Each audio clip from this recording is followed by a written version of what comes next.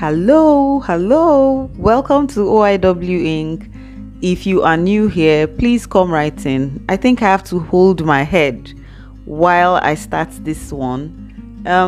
Excuse me if I pin this on this hair, just so that my hands will not be on my face, all over my face. I hope this will be a new invention.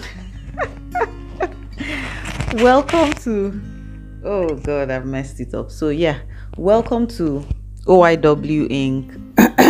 Let's cut right into the chase. Children's Day was on the 27th of May, and the most anticipated inauguration came 2 days after. If we are to reflect on this, we know children are the future of tomorrow. Yet, there's been a lot of situational child neglect. And this is not to say that parents are not doing over and above. No, there has been a lot of economic downturn. And so every parent at this time is scrambling for survival. This and so much more is what we'll talk about in this video. Let's get into it. Stay with it. You don't need to water it down.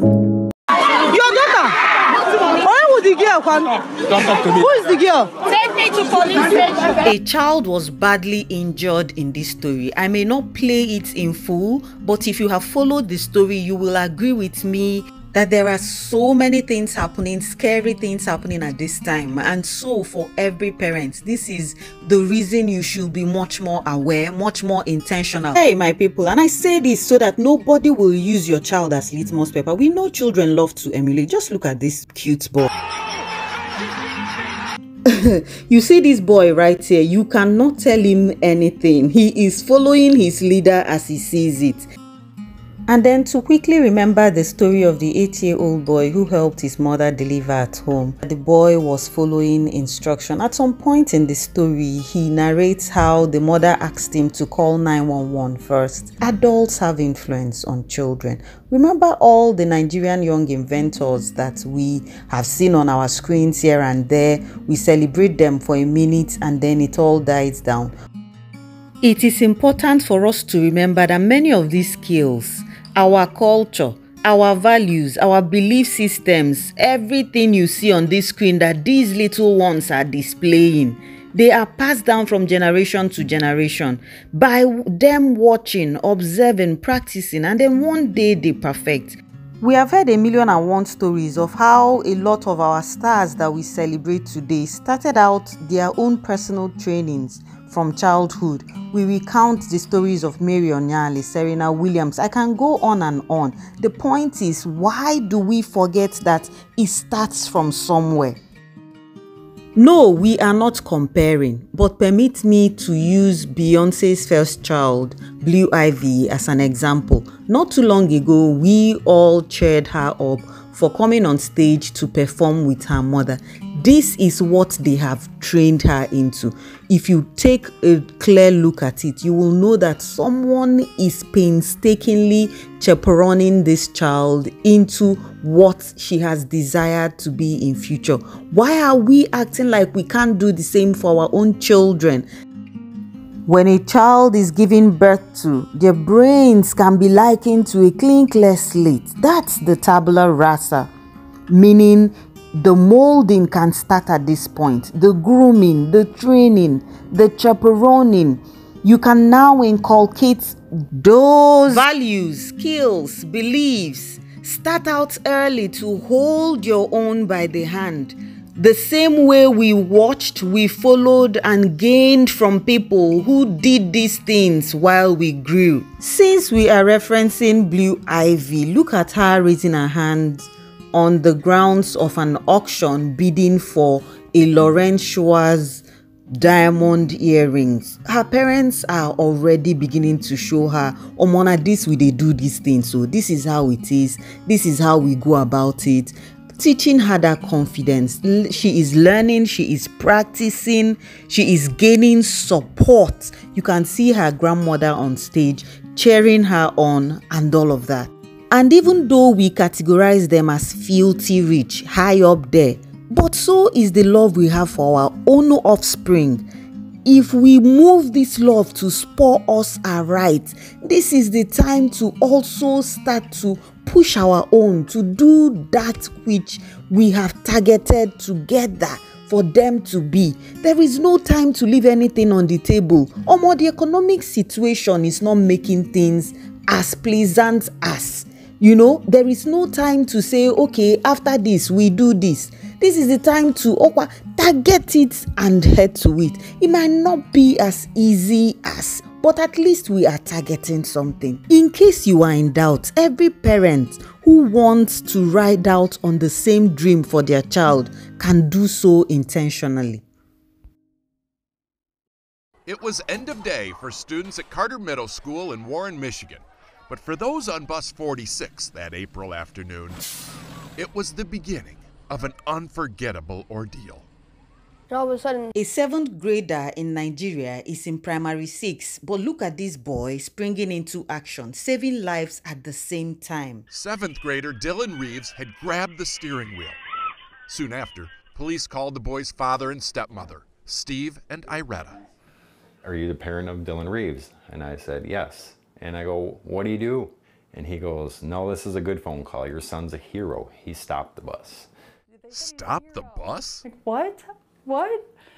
The officer went on to explain, and security footage shows how Dylan noticed the driver was having a medical emergency and immediately sprang from his seat. I just knew what to do in that moment. The bus was swerving off the road. So Dylan took the wheel, hit the brake, and gained control of the situation, saving driver and students. Someone call 911.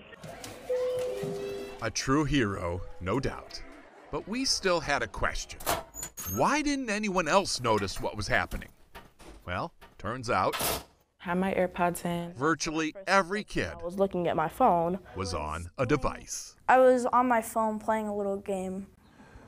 We hear a lot about the consequences of too much screen time. But one thing I never considered until now is the loss of situational awareness. What's happening around them? And yet somehow, at least one kid on that bus instantly recognized what was happening. Any guesses as to why? I know why, because my son does not have a cell phone. And Steve says that's the lesson here. What else are you going to do when you don't have a phone? You're going to look at people, you're going to notice stuff, you're going to look out the window. It's a very powerful lesson. Let me insert a little flip art design from my own children as we enjoy the next story. Uno, dos. No,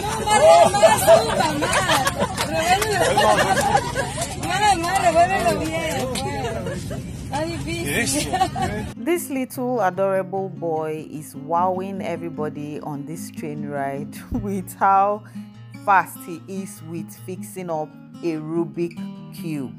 You can see the man in green hiding it, scattering it, giving it to him back, and in the next 5 seconds this boy rearranges everything.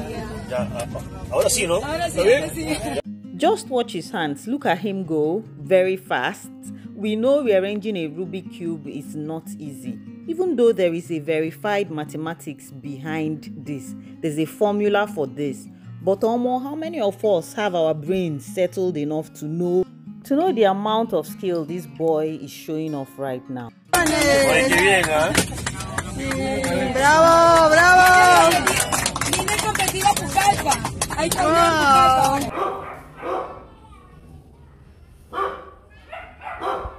If you heard the dogs barking at the background, they did not allow me do a proper outro for this video.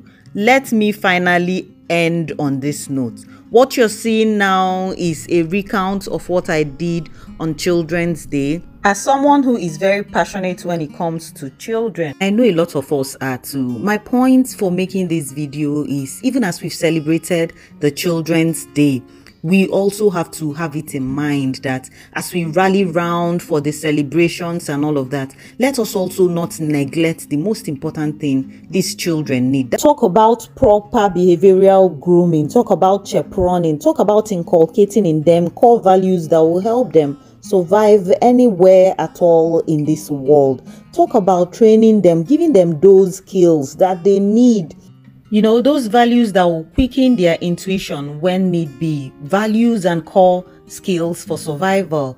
And as we know, not just for survival, but also for creativity, to be able to tap into that creative genius, like Basil Opara that we see on screen here, and so many other Nigerian children that we have shown. I know parents, we are doing a lot. We are trying, but I want us to stay focused. Don't neglect these ones and say they are children. They will figure it out as they grow. No, the figuring out starts now, because one day we will stand in the midst of many. We will stand as their teacher, as their parents, as their loved ones, as a nation, to cheer these ones for that achievement which we have poured into them. Thank you so much for coming on this one with me. Until the next one, I have the pleasure to stand before you today, but before we get started, it's a little bit warm up here, you know, I'm sweating a little bit. I refuse to sweat anymore this morning. I would like to invite you all to help me feel a little bit more at home up here. So you see, I am Nigerian. I am from thank you. I'm Nigerian. My family is from a tribe called the Igbo tribe. And in our culture, we often say the phrase, Igbo kwenu, okay? So this essentially means endorsement, agreement. It refers to a bondedness and the collective strength that we all enjoy as a people. And I would like to invite you guys into that collective strength today. So when I say Igbo kwenu, I would like you guys to respond back to me in quick affirmation. Hey, you guys do that for me this morning? Y'all got me? All right, let's try it. Igbo kwenu. Hey. Igbo kwenu. Hey. Igbo kwenu. Hey. Igbo kwenu. Hey. Igbo kwenu. Hey. Good job. Clap for yourself. It's good.